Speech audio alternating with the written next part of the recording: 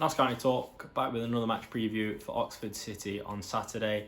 It is at home and we're 2 games away from Wembley now, so if we win this and our next game, we'll be going to Wembley, and hopefully by that time then fans will be back in stadiums and a select amount of fans will be allowed to go. So fingers crossed for that one. Huge game for us really. I mean, every game is huge for us now, but quarter final of the FA Trophy, it's going to be interesting if we do get to Wembley, because I don't think there'll be many Notts fans that will have seen Notts at Wembley, so I'll hand over to Tom now. It's a game I'm really looking forward to, the quarter-final of the FA Trophy at home to Oxford City. Now, I want to stress this for people that don't like this competition. It's provided Notts over the last 2 seasons with some fantastic results. Your Dagenham, your Yeovil win with 9 men. Your win against Stockport this season. I want to stress that the National League wouldn't play the final of the last season's trophy because they wanted it in front of fans. Now, this match is the final for this season's FA Trophy is due to be played 9 days before the lifting of restrictions on fans, if all goes well. They will definitely, I am 99.99% sure, they will delay the final of this competition to allow fans because it's only 9 days apart. That means Notts have a real opportunity to get to Wembley and to be in front of fans. We're in the quarter-final. Reading through some of the fixtures, you've got Aldershot and Hereford. On paper, Notts should be beating both of those sides. You've got Darlington and Hornchurch. Notts should win a fixture between those two. You've got Oxford. Notts are favourites for the match against Oxford. And you've got Woking and Torquay. Now, we've already seen Torquay haven't beaten us, and Woking, okay, they're a side that Notts should, on paper, be beating. So Notts have a real opportunity for some fans after such a terrible year, and it'll be coming on for a year and a half by the time we get to this. Notts have a real chance to have fans see them at Wembley and lift a trophy, so please get behind them for this. Looking at the opponents then, Oxford City, I've said we're favourites. They're actually 13 unbeaten in all competitions and sit 4th with games in hand in the National League South. Now, obviously, the National League South is finished. They had an incredible run, and the last team that beat them was Shrewsbury, so a team leagues above them in the FA Cup. So, they're not going to be an easy team. They're going to see this as their last chance this season to really impress. And just like Notts, they are a couple of games away from Wembley. Now, they scored 35 in 17 games. Very, very good return. Notts don't score that many goals.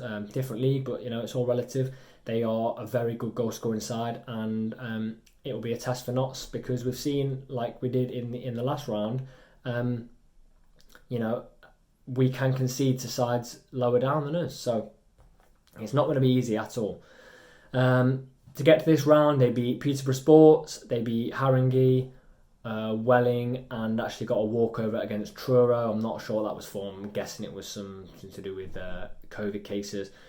But they've had a really good run up until this point, and it's going to be a tough side to beat because they're going to be well up for this. So the players to watch out for them, I've just picked out 2. The 2 men that are going to hurt us. You've got James Roberts, the 4th highest scorer in the National League. He's got 11 goals this season. For a side that's only played 17 games, that is really good return. And you've also got Harvey Bradbury, formerly on the books at Watford when they were in the Premier League. He's just got a point to prove. He's still pretty young. 8 goals this season as well. You can see they're a team that score goals, and they are my players to definitely watch out for. News from the squad then, we've got McCrory, who's going to be out for a good few more weeks, I'd assume. There's been no real scale on the date, but given the injury that he does have, and obviously he's had surgery on it, it's going to be a few more weeks yet, I'd assume. Cal Roberts, we obviously saw him feature for a short while at the end of the game on Tuesday against Stockport. He is feeling tired from it though. I'm being told his legs are all muscles in his legs have gone all tight, so he didn't turn into training today. And whether he does or doesn't go into training tomorrow will determine whether he is in contention for the game on Saturday. And a few players that have picked up a few knocks. We've got Rawlinson that's twisted his knee. We've got Barnett, who he's also picked up a little knock. He didn't go into what it was, oddly. But another player that is in doubt, I think. And Jake Reeves, we didn't see him in the squad on Tuesday night. And he's going to be out for another couple of games, so Audley has said. And, there's a couple of players that Audley mentioned were getting tired as well. So we've got Kelly Evans, Doyle and Wotton, who have featured most games, especially Wotton and Doyle. So they are players that could do with being rested, but I think this is an important game that we should be trying to win. And obviously, with Effiong being cup tied, we're sort of strapped for strikers, I suppose. So in respect to that, I will go on to the lineup that me and Tom have chose. Obviously, Slocum's back now because his suspension is over, but I would like to see Pilling because it is the competition that he has been playing in. On the other hand, I think Slocum could, he could do well getting a few minutes into him, regaining some match sharpness after being out for a couple of weeks due to the suspension that he did pick up. But nonetheless, I do think Pilling should get it. So right back then, I think we rest Kelly Evans to this one. He has been playing week in, week out, so give him a rest and play the new lad that we signed. So Tyler Golden. I think we've heard some good things about him, so it'll be interesting to see how he can slot into the squad. And the centre-back partnership we've gone for, we've chosen Lacey and Turner. Now Rawlinson, I think we should rest him because he's such a key player. I think he's like the main spine of the Notts team, so if we can rest him and not let that knee injury get worse than it is, as minor as it is, I think we should take advantage of. And left back, gone for Miller, obviously with Barnett picking up a little bit of a knock. It'll be good to be him to be fully rested for the league. And but I think Miller slots in, he does a job, so that's the back four. In front of the back four, the two sort of defensive midfielders, gone for Wolf and O'Brien, purely because I think Doyle needs resting. So saying not much more on that really. I do think O'Brien needs some game time as well. He's going to be one of those players that's dying for minutes because we've not seen much of him at all recently. So the three attacking midfielders in front of those, sort of your wide men as well. I've gone for Eli Sam on the left, Ruben Rodriguez in the middle, and Enzio on the right. I think Eli Sam, he really needs to get a good 90 minutes into him where he plays well from the start to finish, doesn't do anything sloppy, maybe chips in, gets a goal or an assist, just to give him some confidence in himself, because we've not really seen him feature loads recently, and I think it's a little bit of a worrying time for him, I'd assume. So that is the three that I've chosen.